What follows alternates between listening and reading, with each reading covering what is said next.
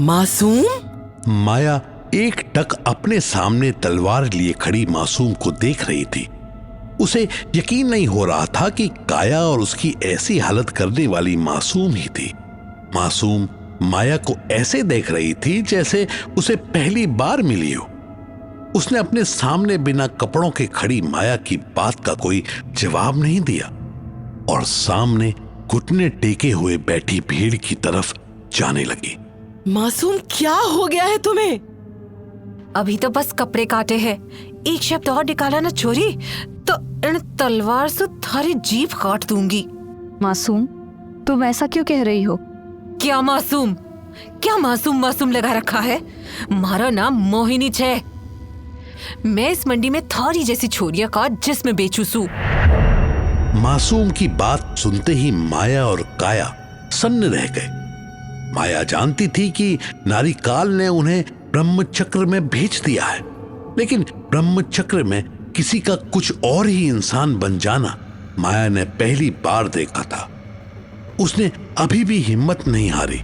उसने जमीन से कंबल उठाकर अपना शरीर ढका और मासूम के पास आने लगी। लेकिन जैसे ही वो उसके पास पहुंची, मासूम ने उसे भीड़ की तरफ धक्का दे दिया। बोली लगा इसकी भी। उधर समीर खून से भरी झील में छलांग लगा चुका था। उसका शरीर लगातार झील की गहराइयों में जा रहा था। झील गंदे और लाल खून से भरी हुई थी, जिसकी वजह से समीर का आंखें खोलना तक मुश्किल हो रहा था। तभी अचानक झील में नीचे जाते हुए समीर को ऐसा लगा जैसे उसके चारों तरफ से झील का खून हट गया हो और वो हवा में हो। समीर ने जैसे ही अपनी आंखें खोली, उसके होश उड़ गए। वो किसी आसमान से नीचे जंगल की तरफ गिर रहा था। समीर जंगल के बीचों बीच आकर गिरा और उसके ठीक सामने मासूम खड़ी थी। समीर को अपने सामने देखकर मासूम रोते हुए उसके गले लग गई। सब ठीक हो जाएगा मासूम। मुझे घर लौटना है। चिंता मत करो।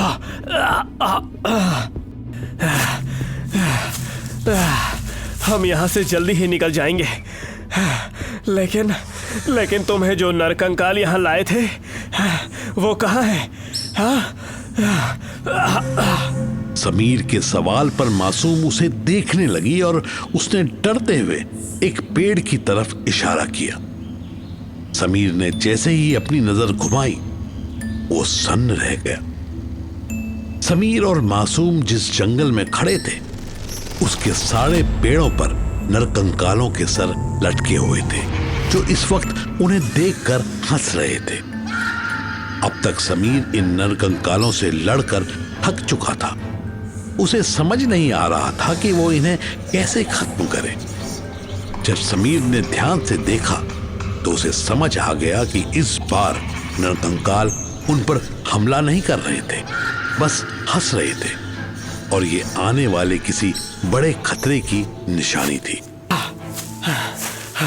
हमें तुरंत यहाँ से निकलना होगा मासूम, चलो। समीर ने मासूम का हाथ पकड़ा और वहां से भागने लगा। जैसे जैसे वो लोग आगे जा रहे थे, वैसे वैसे पेड़ों पर लटके नरकंकालों की हंसी तेज होती जा रही थी। इतनी भी क्या जल्दी है भागने की? हमसे भी मिलते जाइए। अचानक पीछे से आई माया और काया की आवाज सुनकर समीर और मासूम रुक गए। जैसे ही वो पीछे मुड़े, उनकी आंखें फटी रह गई। माया और काया काले कपड़े पहने हुए और हाथ में तलवार लिए उनके सामने खड़ी थी। माया, तुम? अच्छा हुआ तुम लोग मिल गए। काया, तुम इन लोगों को साथ लो और मेरे साथ आओ। ये क्या माया काया लगा रखा है तुमने? हमारा नाम है मोहिनी। मोहिनी? और अब लगेगी तुम्हारी भी बोली। लेकिन मासूम और समीर ने जब आंखें खोली तो उनके पसीने छूट गए। वो दोनों लोगों की एक भीड़ के सामने जमीन पर गिरे हुए थे और भीड़ के ठीक पीछे माया और काया बिना कपड़ों के एक खंबे से बंधी हुई थी और हैरानी से उन दोनों को देख रही थी। लोगों की भीड़ समीर और मासूम को ऐसे देख रही थी जैसे उन्हें नोच खाएंगी। तभी पीछे से 2 तलवारें समीर और मासूम की पीठ पर आई और जैसे ही उन्होंने पीछे देखा, उनकी आंखें फटी रह गई और शरीर सन्न पड़ गया। माया और काया एक तरफ भीड़ के पीछे खंबे से बंधी हुई थी और दूसरी तरफ बिल्कुल उन्हीं के जैसे दिखने वाली 2 लड़कियां यहाँ समीर और मासूम के सामने हाथ में तलवार लिए खड़ी थी और उन्हें घूर रही थी। ये सब क्या है? हम मोहिनियों की मंडी। पीछे से आती मासूम ने जवाब दिया और वो माया और काया के साथ आकर खड़ी हो गई। मासूम की भी हम शक्ल को सामने देखकर समीर और मासूम हक्के बक्के रह गए। हम तीनों हैं मोहिनी और तुम लोग जो बहरूपे हो हमारी शक्लों में, हम लगवाएंगे तुम्हारी बोली इसी मंडी में। इतना कहते ही मोहिनी बनी मासूम ने तलवार से अपने सामने बैठी मासूम के कपड़े चीर दिए। समीर ने जैसे ही मासूम को देखना चाहा, लोगों की भीड़ ने उसे पकड़ लिया और उसके भी सारे कपड़े निकाल दिए। कुछ ही देर में समीर और मासूम भी खंबे से बंधी माया और काया के साथ बांध दिए गए। आप लोग यहाँ कैसे फंस गए? नारी काल ने हमें एक ही ब्रह्मचक्र में फेंका है। हमें जल्दी कुछ करना होगा, नहीं तो ये लोग हमें नहीं छोड़ेंगे। माया, कैसे भी करके हमें पहले अपने हाथ खोलने होंगे और ये काम तुम ही कर सकती हो। कोशिश करो। मेरी कोई भी शक्ति ब्रह्म चक्र में काम नहीं कर रही है। मैं गुरुजी से कनेक्ट करने की कोशिश कर रही हूँ, लेकिन वो भी नहीं हो पा रहा है। क्या फुसफुसा रहे हो तुम लोग? बोली लगने तक चुप खड़े रहो, नहीं तो सबकी जीभ काट दूंगी। समीर, मासूम, माया और काया खंबे से बंधे हुए अपने सामने अपनी ही बोली लगते देख रहे थे। लोगों की भीड़ उन्हें भूखे जानवरों की तरह घूर रही थी। माया आंख बंद करके लगातार हिमालय में समाधि ले चुके अपने गुरु से जुड़ने की कोशिश कर रही थी। गुरुजी मदद कीजिए, कहाँ हैं आप? समीर लगातार अपने हाथ खोलने की कोशिश कर रहा था, लेकिन उसकी सारी कोशिशें नाकाम हो रही थी। चारों लोगों के हाथ ब्रह्म चक्र में उपयोग होने वाली एक खास तरह की रस्सी से बंधे हुए थे। माया, कुछ करो। समीर, क्या ये हम ही हैं या हमारे जैसे दिखने वाले कोई और लोग? ये सब नर कंकाल का फेवरेट ब्रह्म चक्र का खेल है। यहाँ क्या सच है और क्या भरम, हमें बस इसमें फंसना नहीं है और अपने माइंड पर कंट्रोल करके रखना है। तुम लोगों को क्या लगा कि हमारी जैसी शक्ल में घूमोगे तो हम छोड़ देंगे? ये मोहिनियों का नगर है, यहाँ सबकी बोली लगती है। गुरुजी मदद कीजिए, कहाँ है अब गुरुजी? माया लगातार अपने गुरु से बात करने की कोशिश कर रही थी। वो जानती थी कि एक छोटी मदद भी उन्हें इस मौत के मुंह से बचा सकती थी। तभी सामने खड़ी भीड़ अचानक शांत हो गई। बोली पूरी हो चुकी थी और हैवान जैसे दिखने वाले लंबे कद के 4 आदमी खंबे से बंधे हुए बिना कपड़ों में खड़े समीर, मासूम, माया और काया की तरफ बढ़ने लगे।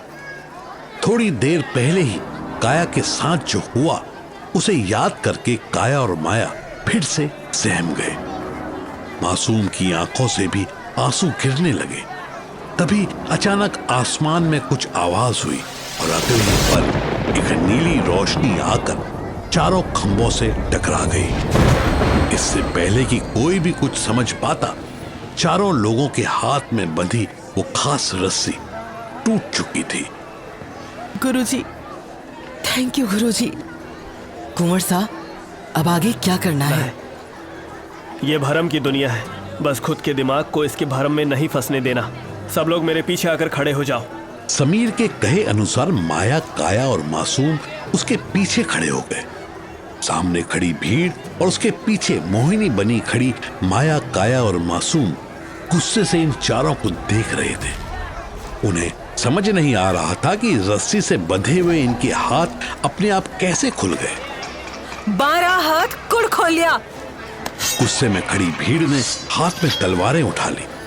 समीर ने अपनी आंखें बंद की और अपने दिमाग को शांत करते हुए इस ब्रह्म चक्र से निकलने का तरीका सोचने लगा। सामने खड़ी भीड़ गुस्से में बेकाबू हो रही थी। तभी समीर ने मुस्कुराते हुए अपनी आंखें खोली और मासूम का हाथ पकड़ लिया। इससे पहले कि मासूम कुछ समझ पाती, समीर उसे खींचते हुए भीड़ की तरफ ले जाने लगा। समीर, ये क्या कर रहे हो? कुंवर साहब, क्या हुआ? कुंवर साहब, वो लोग मार देंगे इसे। किसी भी सवाल का जवाब दिए बिना समीर भीड़ की आंखों में देखकर मुस्कुराते हुए मासूम को लेकर आगे बढ़ रहा था। समीर और मासूम को अपने पास आता देखकर भीड़ में खड़े लोग भी गुस्से से उनकी तरफ टूट पड़े। भीड़ के पीछे खड़ी मासूम, माया और काया चुपचाप ये सब देख रही थी और भीड़ के इस तरह समीर के पीछे खड़ी मासूम, माया और काया हैरान थी। तभी सबसे आगे खड़े एक आदमी ने गुस्से में तलवार से हमला किया। समीर ने भी बिना देर किए मासूम को खींचकर तलवार के सामने कर दिया और अगले ही पल तलवार मासूम का सीना चीरते हुए उसके आर पार हो गई।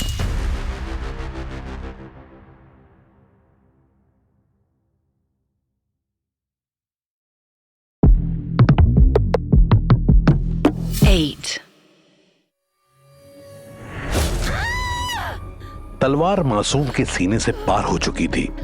मासूम आंखों में आंसू और कई सवाल लिए समीर को ही देख रही थी और वहां खड़ी माया और काया ये देख के सन्न रह गई थी कि आखिर समीर ने ऐसा क्यों किया। लेकिन समीर अभी भी मुस्कुरा रहा था। इससे पहले कि कोई भी कुछ समझ पाता, वहां का पूरा मंजर ताश के पत्तों की तरह बिखरने लगा।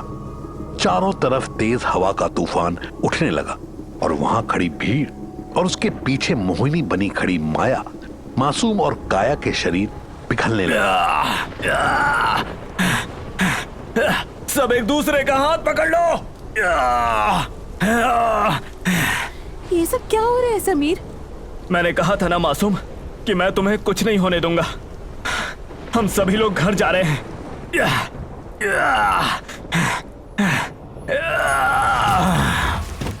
मासूम इसका मतलब अब हम उस ब्रह्म चक्र से बाहर हैं। लेकिन नारी काल या उसके लोग तो यहाँ फिर से आ सकते हैं। आ सकते नहीं, आ रहे हैं। तो अब हम कहाँ जाएंगे? हम जाएंगे तो वहीं जहाँ के लिए हम लोग निकले थे, हिमालय की घाटी में बनी पवित्र गोमुख की गुफा। लेकिन वहां जाने के लिए हम एक सेफ जगह पहुंचकर फिर से वो सुरंग बनानी होगी जो कि इस घर में थी और जिसे अब नारीकाल तोड़ चुका है। लेकिन यहाँ ऐसी कौन सी जगह है जहाँ नरिकाल के लोग नहीं पहुँच सकते? आश्रम।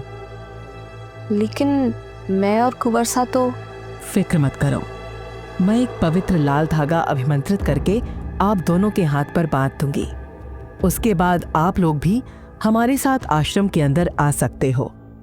हमारे पास ज्यादा समय नहीं है, वो लोग निकल चुके हैं और हमें तुरंत चलना होगा। समीर के इतना कहते ही मासूम, काया और माया उसके साथ घर से बाहर निकल आए और समीर के साथ घर के सामने खड़ी उसकी कार में बैठ गए।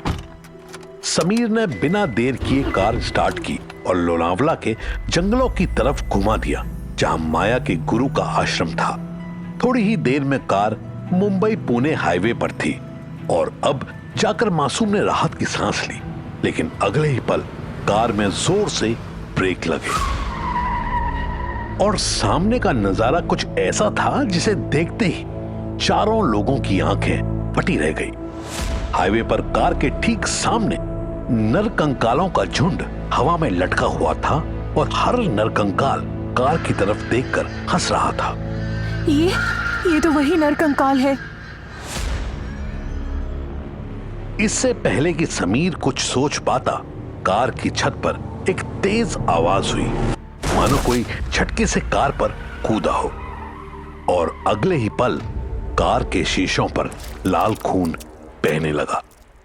समीर ने तुरंत झटके से कार हाईवे से उतारकर जंगल की तरफ घुमा ली, लेकिन जैसे ही कार में तेज झटका लगा, छत पर गिरी चीज कार के सामने आ गई, जिसे देखते ही समीर के साथ कार में बैठे बाकी लोग की चीख निकल गई। कार की छत से खून में लथपथ राजू की लाश सामने गिरी थी। राजू जो मासूम के कैफे में काम करता था और कुछ हफ्ते पहले ही जिसकी किसी ने बेरहमी से हत्या कर दी थी। राजू की लाश को देखते ही मासूम का शरीर कांपने लगा और उसकी सांसें तेज हो गई।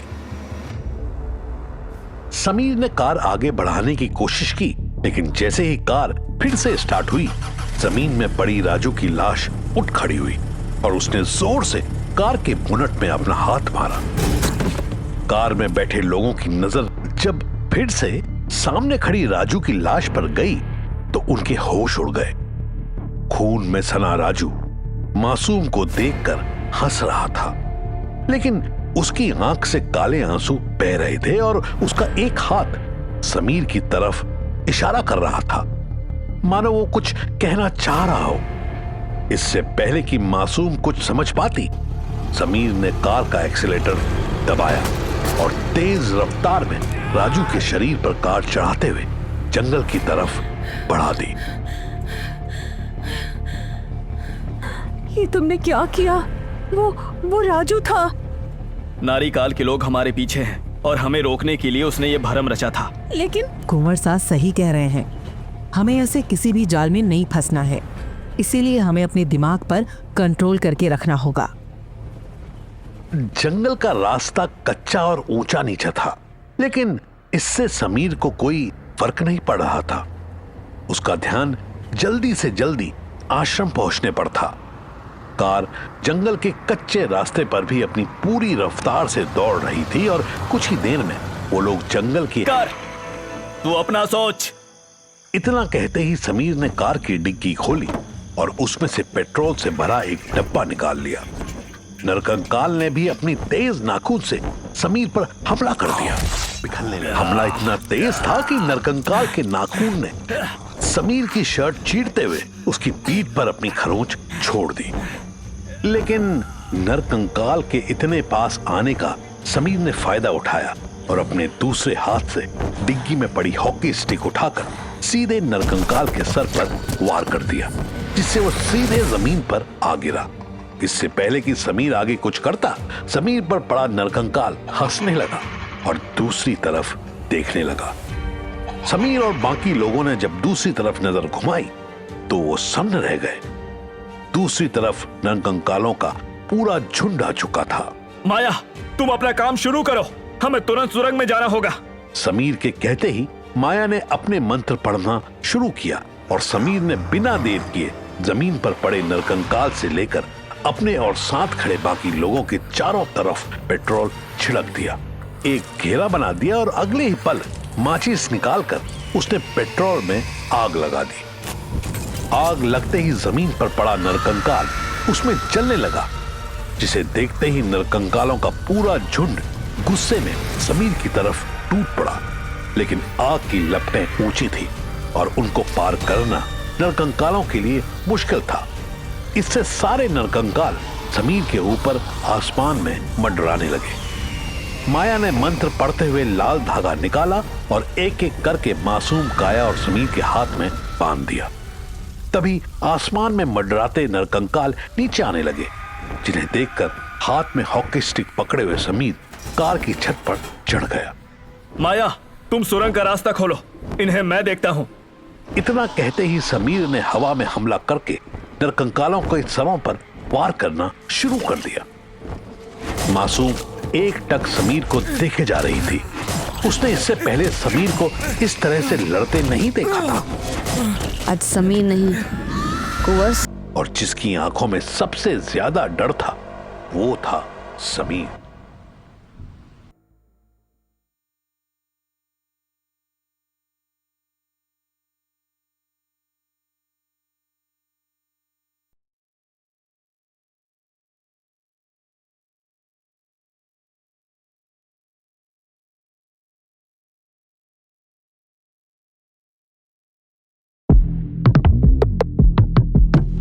8.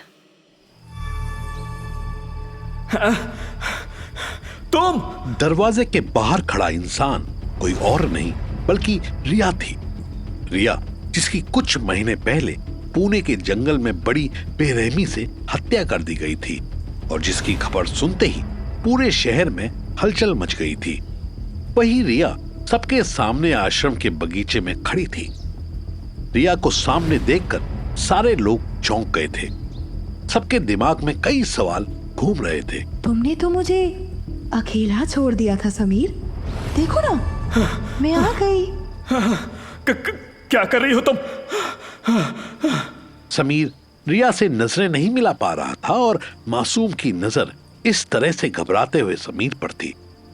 उसे यकीन नहीं हो रहा था कि अभी कुछ देर पहले नरकंकालों के पूरे झुंड से अकेले लड़ने वाला समीर रिया को सामने देखकर ऐसे नजरें चुरा रहा है। क्यों? तुमने अब तक मासूम को मेरे बारे में नहीं बताया क्या? उसे बताओ कि मेरे साथ तुमने क्या किया था। मैं चीखती रही, चिल्लाती रही, तुम बस तमाशा देखते रहे।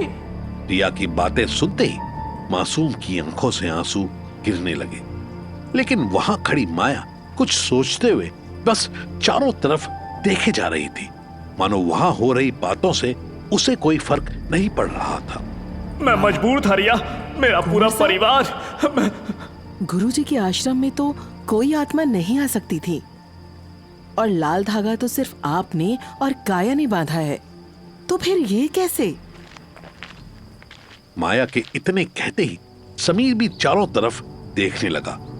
तभी समीर के चेहरे के भाव अचानक बदल गए और माथे पर पसीना आने लगा। ब्रह्मचक्र, क्या? हम अभी भी ब्रह्मचक्र में ही हैं। मेरा घर, ये जंगल, ये आश्रम सब नकली है। समीर का इतना कहते ही आसमान में बिजली चमकी और चारों तरफ तेज हवा चलने लगी। तभी वहां खड़ी रिया जोर जोर से हंसने लगी और देखते ही देखते उसका चेहरा फटने लगा। आवाज बदलने लगी और कुछ ही पलों में उसका शरीर फाड़ते हुए एक शैतान बाहर आया। नारिकाल। काय हाल छे कुंवर सा?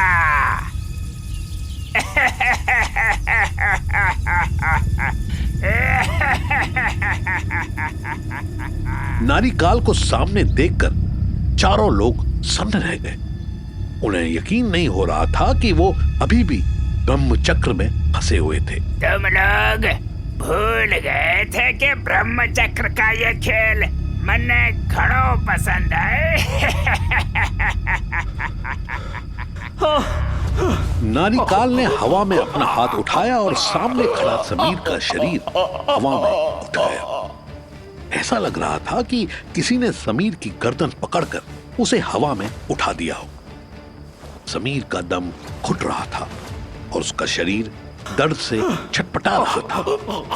वहां खड़े माया और काया ने दौड़कर उसकी मदद करनी चाहिए, लेकिन तभी नारिकाल ने अपना दूसरा हाथ भी उठा लिया और अगले ही पल माया, काया और दूर खड़ी मासूम के शरीर भी हवा में उठ गए और उनकी भी किसी ने गर्दन पकड़ ली। खेल अभी खत्म नहीं हुआ है। अमावस्या की रात आने तक मैं तुम सबके साथ ऐसे ही खेलता रहूंगा। आओ, अब सैर करने वक्त है। इतना कहते ही नारिकाल ने चारों को हवा में बनी एक काली सुरंग में धकेल दिया। काली गहरी सुरंग एक अजीब से अंधेरे से भरी हुई थी। चारों के शरीर उसकी दीवारों से टकराते हुए नीचे गहराई में गिरते जा रहे थे। कुंवर सा, कुछ कीजिए। सब एक दूसरे का हाथ पकड़ लो, याद रहे हाथ मत छोड़ना। समीर के ऐसा कहते ही सबने एक दूसरे के हाथ पकड़ लिए, लेकिन जब समीर ने मासूम का हाथ पकड़ना चाहा तो उसने गुस्से में हाथ झटक दिया। समीर ने रिया के साथ जो किया था, मासूम उसे भुला नहीं पा रही थी। क्या रिया के साथ जो हुआ उसके पीछे तुम थे समीर? मैं तुम्हें सब समझा दूंगा। बस हम एक बार यहाँ से निकल जाए, फिर मैं... मुझे और कुछ नहीं समझना। तुम खूनी हो समीर। कोई हैवान ही ऐसा कर सकता है जो तुमने रिया के साथ किया था। इससे पहले कि समीर मासूम की बात का जवाब देता, सुरंग के अंदर रेत का तूफान उठने लगा और देखते ही देखते पूरी सुरंग रेत से भरने लगी। चारों तरफ बस रेत ही रेत था और किसी को कुछ भी दिखाई नहीं दे रहा था। माया, तुम्हारी कोई भी शक्ति हमारी मदद कर सकती है क्या? नहीं कुंवर साहब, ब्रह्म चक्र में मेरी कोई भी शक्ति काम नहीं कर रही है। एक बार इस सुरंग से निकले तो मैं गुरुजी से कनेक्ट करने की कोशिश करती हूँ। कुछ ही देर में सुरंग में से गिरते हुए चारों लोग एक रेत के खंडर के बीचों बीच आकर गिर गए और जब उनकी आंखें खुली तो वो हैरान रह गए। रेत का ये खंडर किसी भूल भुलैया जैसा था और उसमें कहीं से भी बाहर की कोई रोशनी नहीं आ रही थी।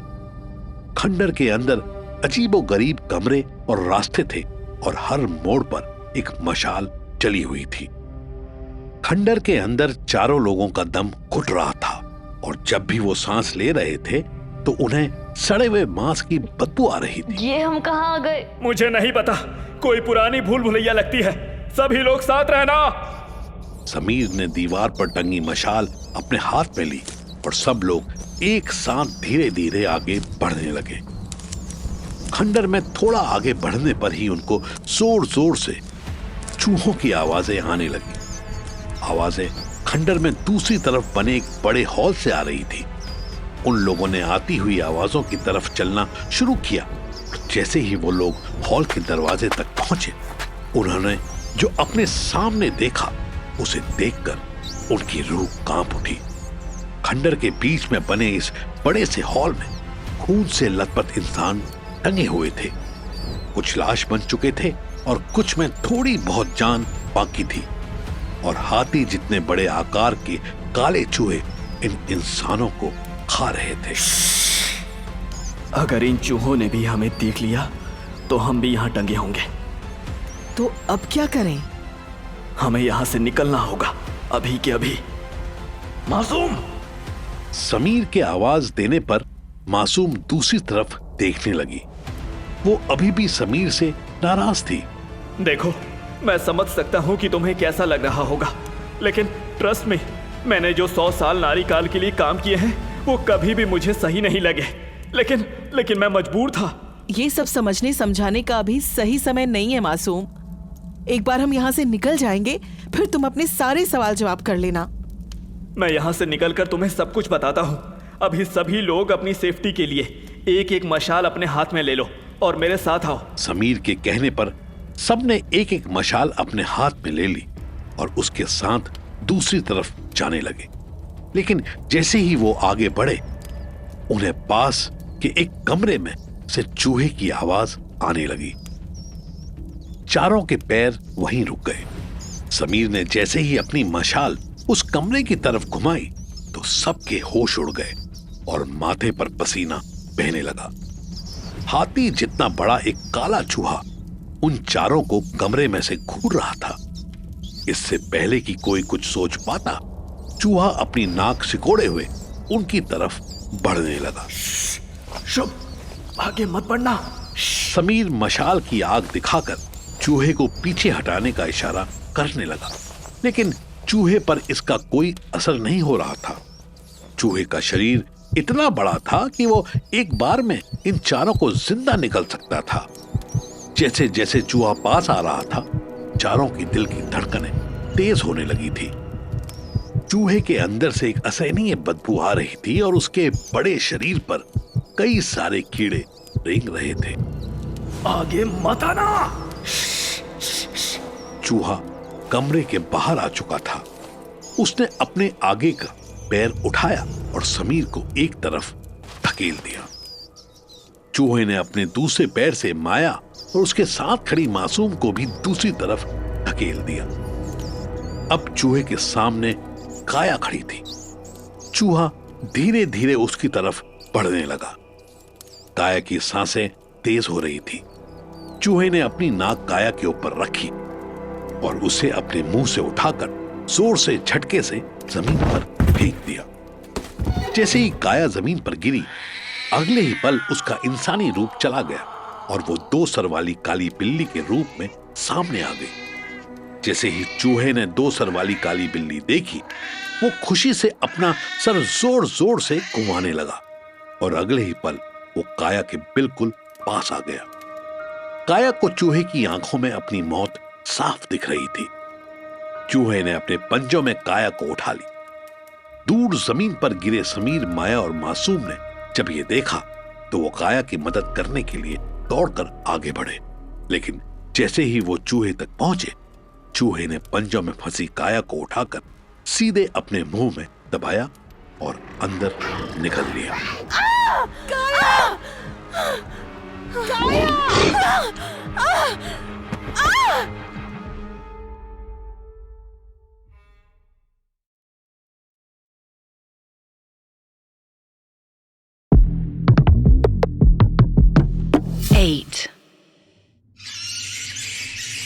चूहे के सामने खड़े समीर और मासूम की आंखों से आंसू गिरने लगे।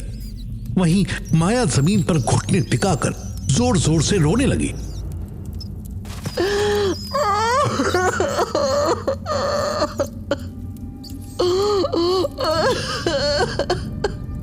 काया, कुंवर सा काया, काया उठो।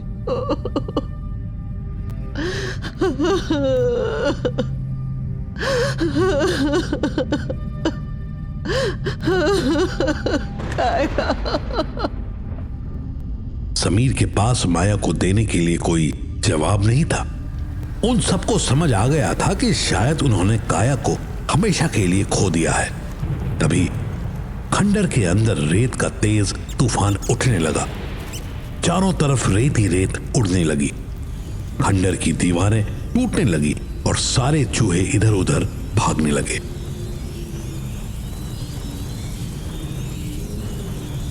इससे पहले कि समीर, माया और मासूम कुछ समझ पाते, पूरा का पूरा खंडर ही रेत का एक भवंडर बन गया और तीनों के शरीर इसमें गोल गोल घूमने लगे।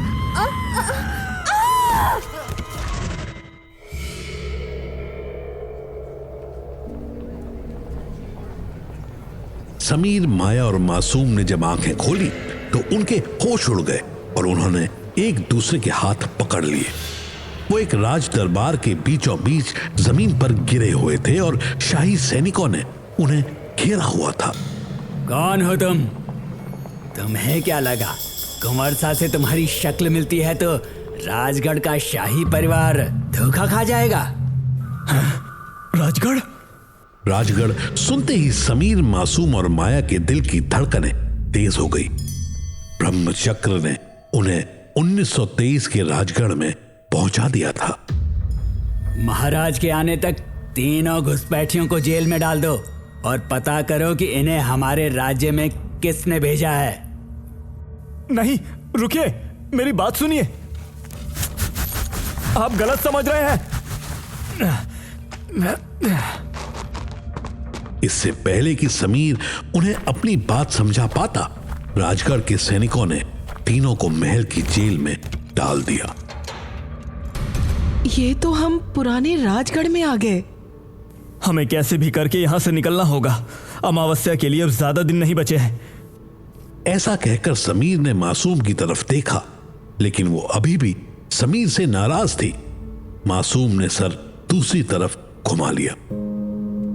देखो मासूम, मैं जानता हूं कि तुम मुझसे नाराज हो और होना भी चाहिए, क्योंकि पिछले 100 सालों में मैंने जो नारी काल के लिए किया है, उस सब के बाद तो मुझे जिंदा रहने का भी हक नहीं है। समीर की आंखों में आंसू थे। अपने किए हजारों गलत कामों का पछतावा उसकी आंखों में साफ दिखा जा सकता था। मैं तो जैसे खुद को भूल ही चुका था, लेकिन तुमसे मिलने के बाद मैं खुद से मिला। मेरे अंदर के कुंवर सूरत से मिला और तब मुझे एहसास हुआ कि मैं अपने परिवार को बचाने के लिए न जाने कितने परिवारों के साथ मैं गलत कर रहा था। कुंवर साहब ठीक कह रहे हैं। नारिकाल अपने काले जादू से और परिवार को कैद में लेकर किसी का भी दिमाग भ्रमित कर सकता है। कुंवर शाह को अपनी गलती सुधारने का एक मौका तो मिलना चाहिए। मासूम ने एक बार समीर को देखा, जो नम आंखों से उसे ही देख रहा था, और फिर बिना कुछ कहे वो दूसरी तरफ देखने लगी। मासूम का ऐसा करना समीर को जैसे अंदर तक चीर रहा था, लेकिन वो जानता था कि अभी उसके लिए उस कैद से निकलना ज्यादा जरूरी था। समीर ने अपने आंसू पोंछे और उठ खड़ा हुआ। मुझे पता है मासूम कि तुम एक दिन मुझे जरूर समझोगे, लेकिन तब तक नारिकाल के खिलाफ इस लड़ाई में मुझे तुम्हारे पूरे साथ की जरूरत है।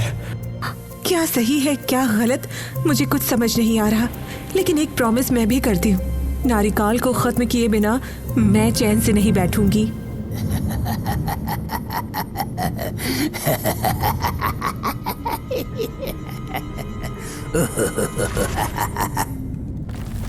मासूम के इतना कहते ही जेल के अंदर तूफान उठने लगा और आसमान में तेज बिजली चमकने लगी। अगले ही पल जेल की दीवार में से उतना ही बड़ा नारिकाल का चेहरा तीनों के सामने आ गया। काई थने मारी याद आई छोरी। नारिकाल एक बार फिर तीनों के सामने था, लेकिन इस बार उसे अपने सामने देखकर न तीनों डरे और न ही पीछे हटे। तीनों आंखों में नफरत और गुस्सा लिए नारिकाल को ही घूर रहे थे। ऐसा लग रहा था जैसे नारिकाल का डर अब उनके अंदर से जा चुका हो। अबार ठीक छे, अब तुम खेल का मजा ले सको।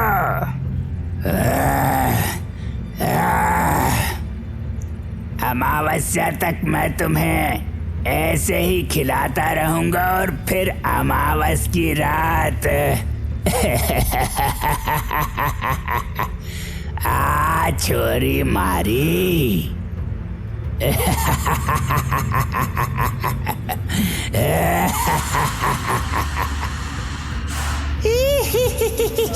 नारिकाल का ऐसा कहते ही चारों तरफ उसकी काली आत्माओं के हंसने की आवाजें गूंजने लगी।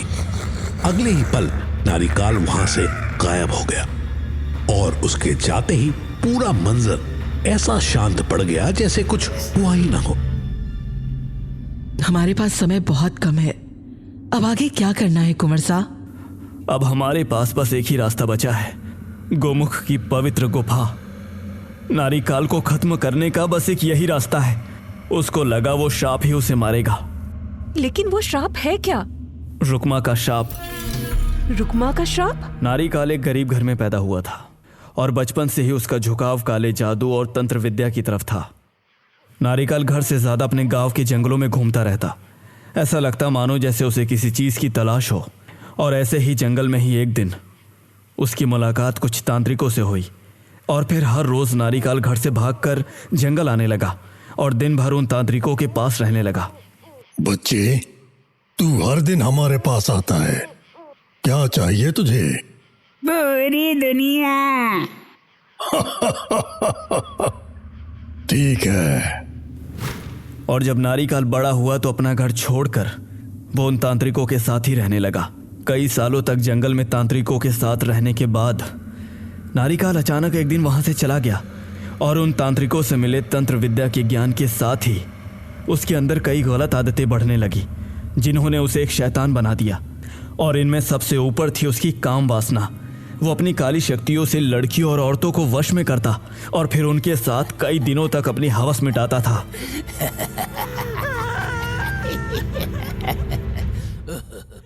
जब तक लोगों को इसका पता चलता, नारिकाल उस जगह को छोड़कर दूर जा चुका था। और ऐसे ही एक बार भटकते भटकते नारिकाल हिमालय की घाटियों में पहुंचा, जहां गोमुख की पवित्र गुफा है।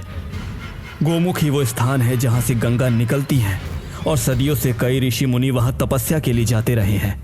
और ऐसे ही एक ऋषि सोम अपनी पत्नी रुक्मा के साथ गोमुख गुफा के पास रहते थे। रुक्मा ऋषि से उम्र में छोटी थी, उसका चेहरा सुंदर था और आकर्षक शरीर वाली लड़की थी। वो हर सुबह गोमुख से निकलते गंगा के पवित्र जल से नहाने जाती थी और फिर माँ गंगा की पूजा करके घर लौटती थी। और ऐसे ही एक सुबह नारीकाल की नज़र नदी में नहाती हुई रुक्मा पर गई। रुक्मा को ऐसे देखकर नारीकाल की आंखों में चमक आ गई और वो तुरंत नदी किनारे चला गया। और नारीकाल को ऐसे अचानक आता देख रुक्मा ने कपड़ों से अपना शरीर ढका और वहां से जाने लगी। लेकिन तभी नारीकाल ने उसका हाथ पकड़ लिया और कहा कि कठा जा रही अरे सुंदरी। मेरा हाथ छोड़ दे दुष्ट, तू जानता नहीं मैं कौन हूँ। भला की खूबसूरत लड़की है तू, अब नारिकल तुझे चोखे भी नहीं जाएगा। नारीकाल ने ऐसा कहकर रुक्मा को अपनी तरफ खींच लिया और अपना मंत्र पढ़ना शुरू कर दिया। लेकिन तभी रुक्मा ने अपने कमंडल से गंगा जल हाथ में लिया और नारीकाल पर छिड़क दिया।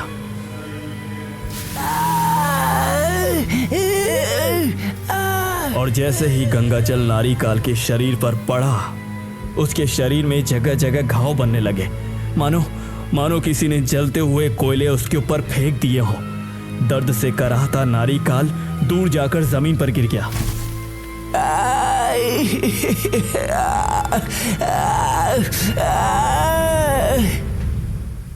मैं ऋषि सोम की पत्नी रुक्मा हूँ। तू मेरी पवित्रता को छूने की कोशिश मत कर दुष्ट। मैं तुझे श्राप देती हूँ, यदि तू कभी भी गौमुख की गंगा नदी में आया तो वहीं जल के भस्म हो जाएगा। गंगा जल के आगे तेरी शक्तियां सदैव कमजोर रहेंगी और एक दिन ये पवित्र जल ही तेरी मृत्यु का कारण बनेगा। और तब से लेकर आज तक नारीकाल गंगा जल से डरता है और भूलकर भी गोमुख का नाम नहीं लेता। मासूम, मेरे गले की लॉकेट में जो शीशी में पानी था और मेरे घर में पीछे बनी सुरंग में जो पानी था ना, वो गोमुख से लाया गंगा जल ही था। नारीकाल की इसी कमजोरी का फायदा हमने उस अमावस की रात उठाया था। हमने गुरुजी की मदद से महल के कुएं में गोमुख से गंगा जल लाकर भर दिया था और मैंने अपनी शक्तियों से कुएं से एक दिव्य सुरंग सीधे गोमुख से जोड़ दी थी। हमारा पूरा प्लान नारीकाल को गोमुख ले जाने का था। लेकिन क्या? तुम्हें अभी भी वो रात याद नहीं है? नहीं, मैंने बहुत कोशिश की लेकिन मुझे याद ही नहीं आता कुछ भी उस रात का। आ जाएगा, सही समय पर सब याद आ जाएगा। तो अब आगे क्या करना है? अच्छा सुनो, मेरे पास एक प्लान है। हमें सबसे पहले लगता है कोई आ रहा है। इससे पहले कि समीर आगे कुछ कहता, कुछ लोगों के कदमों की आवाज आने लगी। आवाज सुनकर समीर, मासूम और माया सतर्क हो गए और अपनी अपनी जगह बैठ गए। कदमों के साथ साथ अब तलवारों के खिंचने की आवाजें भी आने लगी। तीनों समझ चुके थे कि कोई बड़ा खतरा दस्तक दे रहा है। तभी जेल के हॉल का दरवाजा खुल गया। समीर, माया और मासूम ने तुरंत दरवाजे की तरफ देखा और सामने देखते ही उनके होश उड़ गए।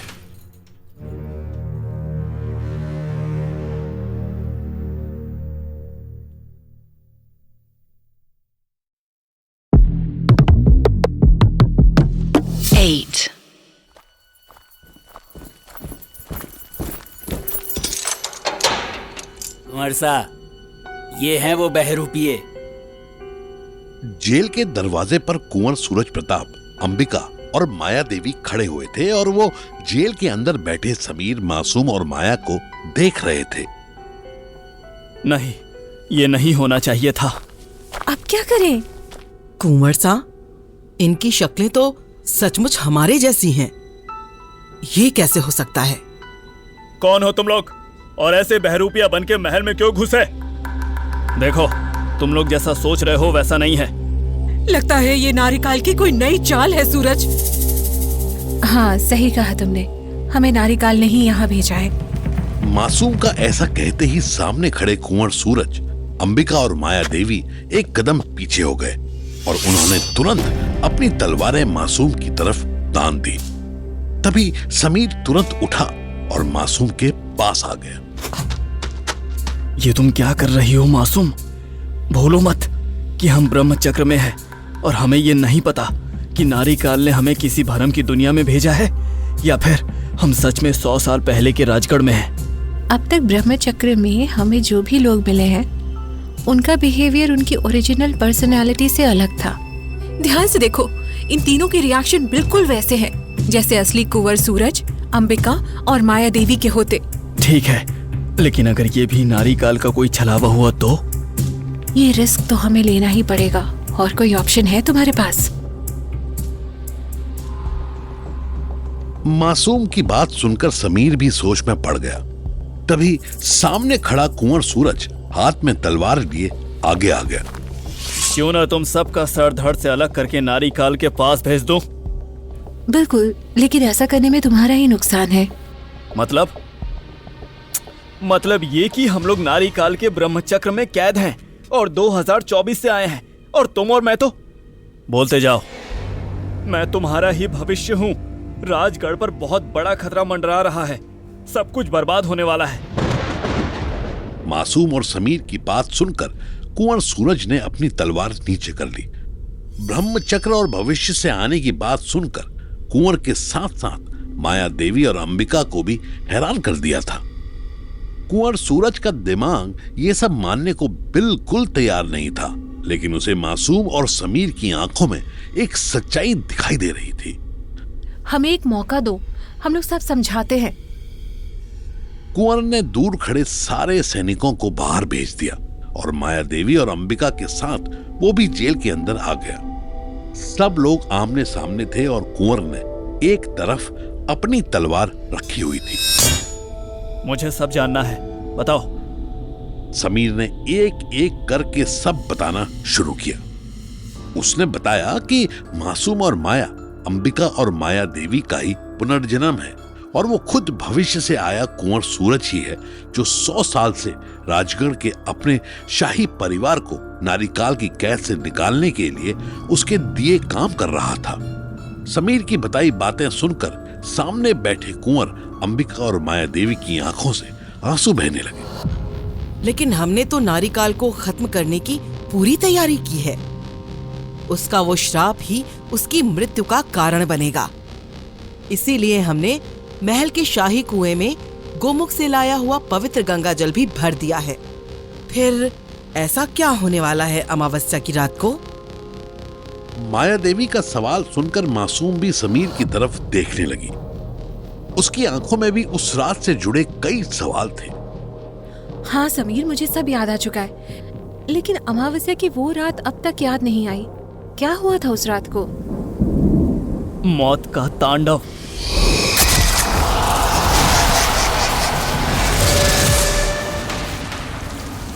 शाही महल से लेकर राजगढ़ की गलियों तक बस दर्द से कराहते लोगों की चीखें ही गूंज रही थी। लेकिन ये सब आखिर हुआ कैसे था? सिर्फ एक गलती की वजह से। माया, गुरुजी से कवच मिल गया? हाँ कुंवर साहब। क्या ये काम करेगा? हाँ, गुरुजी ने खुद इसे मंत्रों के साथ तैयार किया है। माया देवी के गुरुजी ने एक लाल धागे को गंगा जल और मंत्रों से तैयार किया था, जो उस रात नारी काल और उसके पिशाचों से होने वाली जंग में हमारी रक्षा करता। हम सब ने अपने और शाही परिवार के सभी लोगों के हाथों में वो लाल धागा बांध दिया था। और फिर जब नारी काल ने अपने दरबार में हर बार की तरह अमावस्या की पूजा शुरू की, तो हमने शाही सैनिकों के साथ उस पर हमला कर दिया और माया देवी अपनी शक्तियों से नारी काल के पिशाचों को काबू करने लगी। हाँ, तुमने बिल्कुल ठीक कहा। यही योजना बनाई है हमने। हम लोग ऐसा ही करने वाले थे। हम नारी काल को गंगा जल के प्रभाव से कमजोर करते और बंदी बनाकर उसे शाही कुएं तक लाते। फिर माया देवी कुएं से हिमालय के गोमुख तक की एक सुरंग तैयार करती, जिससे होकर हम नारी काल को लेकर सीधे गोमुख की गुफा पर निकलते और वहां नारी काल को मिला शाप ही उसकी मृत्यु का कारण बनता। हमने यही सब सोचा था। हाँ, लेकिन इससे पहले कि ऐसा होता, कुछ ऐसा हो गया जिसने सब बदल कर रख दिया। ऐसा क्या हुआ था? एक धोखा। किसी ने गुरुजी के दिए हुए लाल धागों को साधारण लाल धागे से बदल दिया था। क्या? लेकिन किसने? इसका पता आज तक नहीं चल पाया है कि किसने वो धागा बदला और क्यों। और फिर क्या हुआ? जब हमने नारी काल पर हमला किया तो उसकी शक्तियां हम पर भारी पड़ गई और फिर उसने गुस्से में हमसे बदला लेने के लिए अपनी कैद से पिशाचों की सेना पूरे राजगढ़ में भेजती।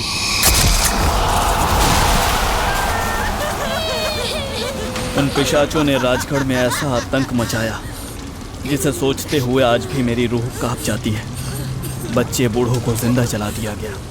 लड़कियों और औरतों को पकड़कर न जाने कितनी बार उनके साथ हवस मिटाई गई और फिर या तो उन्हें काट दिया गया या फिर जला दिया गया।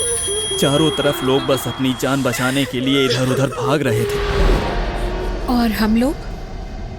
नारिकाल की नजर अंबिका पर हमेशा से थी। वो उस अमावस्या की रात अंबिका को पाना चाहता था, लेकिन जब ये सब हुआ तो उसने हम सबको बंदी बना लिया और सबके सामने अंबिका के साथ अपनी सारी इच्छाएं पूरी करने के लिए आगे आने लगा। लेकिन तभी लेकिन क्या? इससे पहले कि नारिकाल तुम्हें छू भी पाता, तुमने खंजर निकालकर अपनी ही जान ले ली। मेरी आंखों के सामने तुम्हारी जान चली गई और मैं कुछ नहीं कर पाया। और इसके बाद माया देवी को भी नारिकाल ने उसी के पास जिंदा जला दिया। उस रात राजगढ़ में हजारों लाशें बिछ गई थी। जो लोग जान बचाकर इधर उधर भागे थे बस वही बच पाए थे और बाकी सब मारे गए थे। बाद में नारिकाल ने पूरे राजगढ़ में ही आग लगा दी और शाही परिवार मुझे और माया देवी की छोटी बहन काया को भी अपनी कैद में साथ ले गया। समीर के मुंह से उस रात के आतंक की कहानी सुनकर वहां बैठा हर शख्स सहम गया था। सबकी आंखों में आने वाले इस खतरे का खौफ साफ देखा जा सकता था। नारिकाल का हंसता चेहरा और उसके पिशाचों की शक्लें बार बार सबकी आंखों के सामने आ रही थी। तो अब आगे क्या करना है? कुंवर के सवाल पर समीर सोचने लगा। उसे कैसे भी जल्दी ही कोई तरीका ढूंढना था जिससे वो सब इस कैद से निकल पाएं और हमेशा के लिए नारिकाल को खत्म कर पाए। अगर हम 1924 के राजगढ़ में हैं और ये लोग मिले हैं तो गुरुजी भी जरूर होंगे। कुंवर सा, हमें गुरुजी से मिलना होगा। हाँ, और ये सब नारिकाल की नजर से बचकर करना होगा। ठीक है, महल में नारिकाल के खबरी भी हो सकते हैं, इसीलिए रात को जब ज्यादातर सैनिक सोए होंगे मैं तुम सबको खुफिया रास्ते से बाहर निकाल लूंगा। ठीक है, लेकिन तभी कुछ सामने गिरने की आवाज आई और उसके साथ ही किसी के हॉल से बाहर भागने की आवाज आई। कुंवर सूरज ने तुरंत अपनी तलवार निकाली और हॉल में आ गया। उसके पीछे पीछे समीर और बाकी लोग भी हॉल में आ गए। कौन है? कौन है वहां? आवाज हॉल के दूसरे दरवाजे की तरफ से आई थी जहां पूरा अंधेरा छाया हुआ था। कुंवर सूरज हाथ में तलवार लिए धीरे धीरे आगे बढ़ने लगा। पीछे खड़े समीर और बाकी लोग की सांसें भी जैसे रुक गई थी।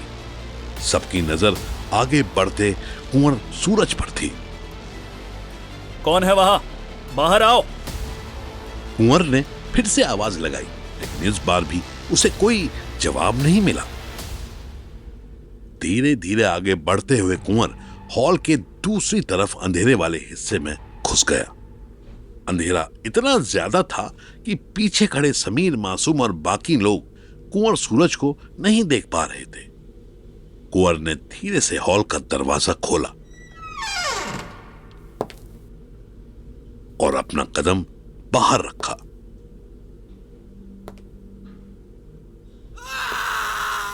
सूरज! कुंवर सूरज की चीख सुनते ही सब हक्के बक्के रह गए। समीर ने जोर से कुंवर को आवाज लगाई, लेकिन उसका कोई जवाब नहीं आया।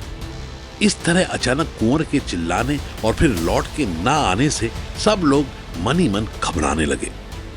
तभी समीर हॉल के इस अंधेरे वाले हिस्से की तरफ बढ़ने लगा। समीर, वहाँ खतरा हो सकता है। हमारे लिए कुंवर को ढूंढना बहुत जरूरी है, नहीं तो हम सब यहीं फंसे रह जाएंगे। ठीक है, मैं भी तुम्हारे साथ आती हूँ। मासूम भी समीर के साथ हॉल के दरवाजे की तरफ बढ़ने लगी। पीछे खड़े माया, अंबिका और माया देवी की दिल की धड़कनें तेज हो रही थी। वो लोग समीर और मासूम को ही देख रहे थे, जो कुछ ही पलों में उस अंधेरे वाले हिस्से में पहुंच गए। समीर ने धीरे से दरवाजा खोला और मासूम के साथ आगे बढ़ने लगा। जैसे ही उन्होंने दरवाजे से बाहर कदम रखा, तेज बर्फीली हवाएं उनके चेहरे से टकराई और अगले ही पल उनके पैरों के नीचे की जमीन जैसे गायब हो गई।